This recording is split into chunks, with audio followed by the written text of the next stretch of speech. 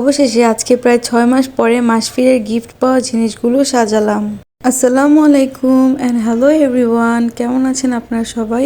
আশা করছি যে যেখানে আছেন খুবই ভালো আছেন। আমিও আলহামদুলিল্লাহ খুবই ভালো আছি। এই তো গত 2 দিন আগে আমার এই দেওয়াল শোকেসটা নিয়ে আসা হলো।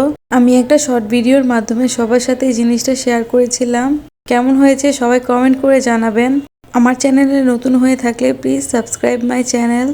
একটা লাইক, শেয়ার আর কমেন্ট করতে ভুলবেন না। প্লিজ সবাই সাপোর্ট করবেন। এটা ছিল 6 পিসের একটা গ্লাস সেট। খুবই সুন্দর ছিল, লম্বা লম্বা গ্লাসগুলো। আমি যেহেতু মাসফিরকে নিয়ে একা একা কোনো কিছুই ভালোভাবে করতে পারি না, তো আপু আমাকে পুরো ওয়াল শোকেসটা গুছিয়ে দিয়েছিল। যেহেতু আমি এটা নতুন বানিয়েছি তাই তেমন কিছু রাখা হয়নি। শুধু মাসফির জন্মের সময় যেই কাচের জিনিসগুলো গিফট পেয়েছিল ওর খালামণিদের কাছ থেকে, ওইগুলাই রাখবো আজকে।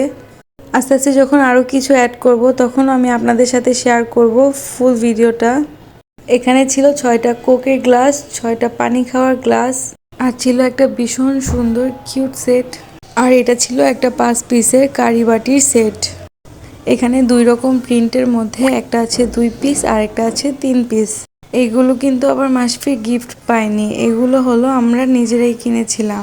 আসলে 2-3 মাস আগে আমার মামা শ্বশুর আর তার ওয়াইফ আমাদের বাসায় বেড়াতে এসেছিল। ওনারা যেহেতু সাইপ্রাস থাকে, তো আসার পরে সবার বাসায় একদিন করে গিয়েছিল।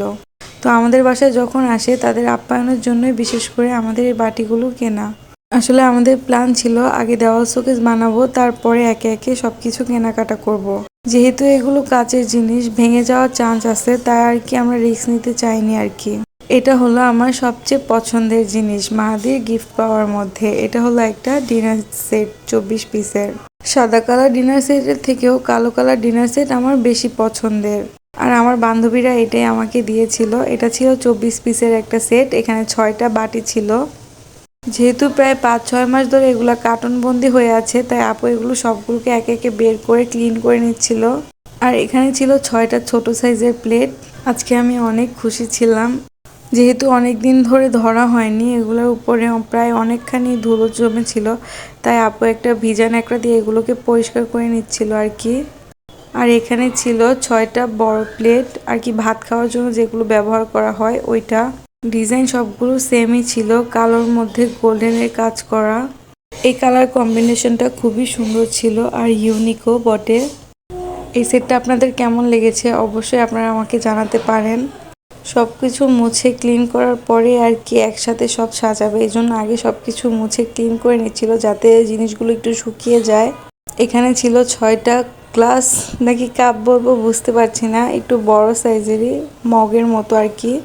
এগুলোকে পানি খাওয়ার জন্য ব্যবহার করা যাবে, আবার যারা বেশি বেশি চা আর কফি খায়, মানে পরিমাণে বেশি, তাদের জন্য তো বেস্ট কাপ এগুলা। এটাকেও ভালোভাবে পরিষ্কার করে নেওয়া হচ্ছে।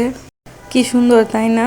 আমার কাছে তো অনেক পছন্দ হয়েছে। আপনাদের কাছে কেমন লেগেছে অবশ্যই আমাকে জানাতে পারেন। এই তো এখানে ফুল সেটটা আছে আর কি।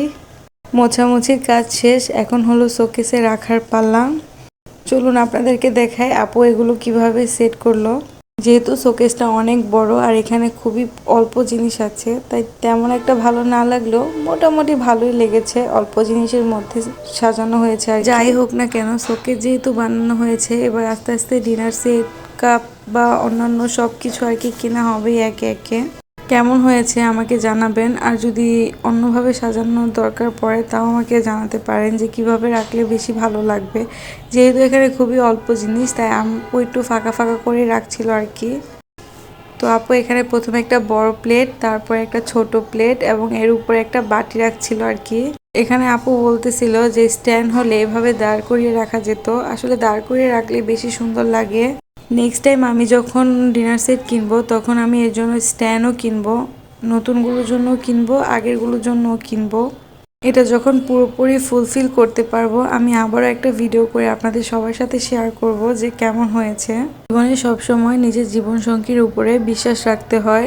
আল্লাহ সবার আশাই পূরণ করে, কারোটা অনেক তাড়াতাড়ি, কারোটা একটু দেরিতে। তাই জীবনে কখনো হতাশ হতে নেই, আমি এটাই বিশ্বাস করি। এই তো দেখেন না, আমার ক্ষেত্রেই ধরা যাক, একসাথে সব না হলেও একে একে আমার সব স্বপ্নই আস্তে আস্তে পূরণ করছে মাসফিরের আব্বু। বিয়ের আগে ভাবতাম আম্মু খালি সংসারের জন্য এটা কিনে ওটা কিনে, নিজের জন্য তো কখনো কিছু পছন্দ করে না। আম্মুকে এসব বলতে বলতে কবে যে আম্মুর মতো আমিও হয়ে গেলাম এটাই বুঝতে পারিনি এখনো।